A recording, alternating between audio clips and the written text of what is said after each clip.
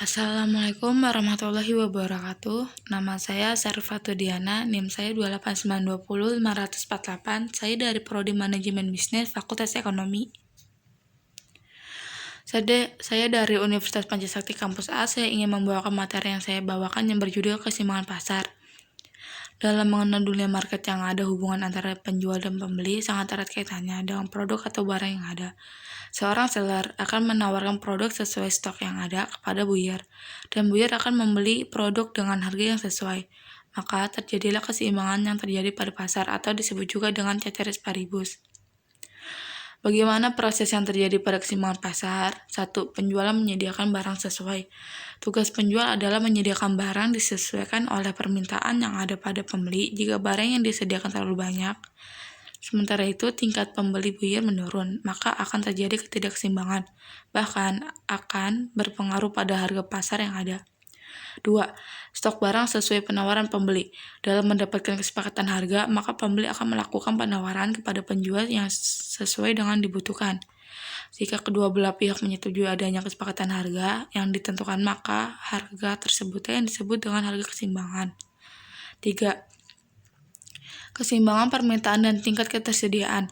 Kebutuhan pembeli akan barang yang ada pada pasar menjadikan penjual harus memastikan stok barang dagangannya terus tersedia dalam periode tertentu dan tidak menambahkan jumlah ketersediaan barang yang ada berlebihan.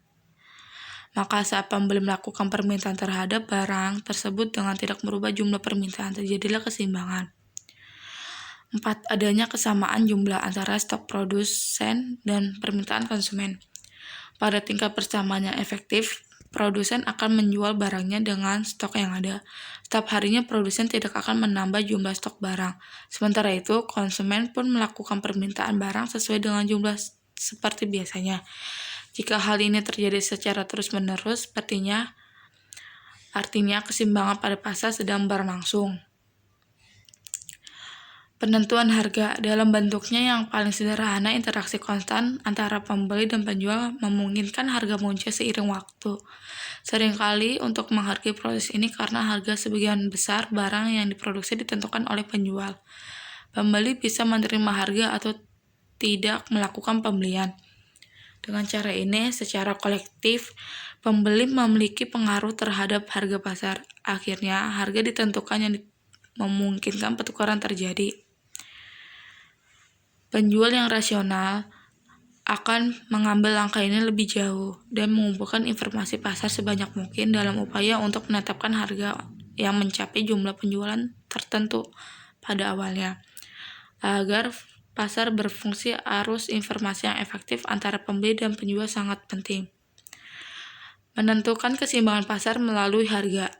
Harga equilibrium juga disebut harga pasar karena pada harga ini adalah nilai tepat untuk dibawa produsen kepada pasar yang berisi target konsumen dan tidak akan ada sisa. Hal ini efisien karena tidak ada kelebihan pasokan atau output terbuang atau kekurangan pasar merespon harga secara efisien. Ini adalah fitur utama dari mekanisme harga dan salah satu manfaatnya adalah menciptakan keseimbangan pasar. Fungsi penawaran dan fungsi permintaan pada keseimbangan pasar. Peran penting dari keseimbangan pasar ini terjadi menjadi dua bagian, fungsi penawaran dan fungsi permintaan yang terjadi pada dunia bisnis. Dua hal ini akan sangat berpengaruh dalam menciptakan ketidakseimbangan. 1. Fungsi penawaran. Pada fungsi penawaran lebih ditekankan pada hubungan persamaan antara harga barang dengan jumlah barang yang telah ditawarkan oleh produsen. Cara kerjanya yaitu disesuaikan dengan adanya hukum penawaran, di mana terjadinya kenaikan jumlah barang yang ditawarkan seller diikuti dengan harga barang pada pasar terjadi kenaikan. 2. Fungsi permintaan. Fungsi dari permintaan terjadi hubungan antara harga dengan jumlah barang yang selalu berbanding balik. Terjadi perbandingan tersebut pada saat harga turun, permintaan akan naik. Begitu juga sebaliknya saat harga barang naik, permintaan menjadi turun. Maka untuk menciptakan keseimbangan, diberikan suatu kondisi persaingan bisnis antara produsen hingga konsumen pun akan bersaing mendapatkan barang tersebut. Kesimpulan, dalam memahami keadaan yang terjadi dengan adanya berpengaruh keseimbangan pada pasar, Maka dalam menjalankan suatu bisnis diperlukan tingkat pemahaman tentang adanya penawaran dan permintaan yang ada. Terjadinya proses tawar-menawar dalam dunia pasar dengan tujuan merapatkan kesepakatan harga tersebut yang ada menciptakan keseimbangan harga sekaligus keseimbangan pasar. Cukup sekian materi dari saya. Mohon maaf apabila ada kekurangan atau kesalahan kata-kata yang tidak disengaja. Wabillahi taufiq wal hidayah. Wassalamualaikum warahmatullahi wabarakatuh.